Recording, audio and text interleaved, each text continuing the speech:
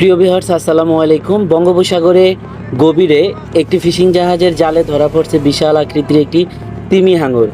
তো দর্শক, সমুদ্রের তিমি মাছের পরই আকার এবং গঠনে সবথেকে বড় মাছ হচ্ছে এই তিমি হাঙর। এই মাছগুলো ভুলক্রমে প্রায় সময় বিভিন্ন সময় ফিশিং জাহাজের জালে ঢুকে পড়ে।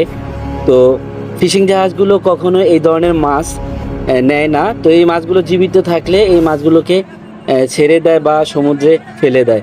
তো এখন এই মাছটি জীবিত আছে, যার কারণে খুব দ্রুত তাড়াহুড়া করে এই মাছটিকে আমরা ছেড়ে দিচ্ছি। কেননা যত তাড়াতাড়ি এই মাছটিকে আমরা সমুদ্রে ছেড়ে দিব, তত তাড়াতাড়ি এই মাছটি বেঁচে থাকার সম্ভাবনা বেশি। ফিশিং জাহাজ কখনোই এই জাতীয় মাছগুলো নেয় না, যেমন হাঙর, ডলফিন বা কচ্ছপ এই জাতীয় মাছগুলো কখনোই আমরা নেই না। আর এগুলো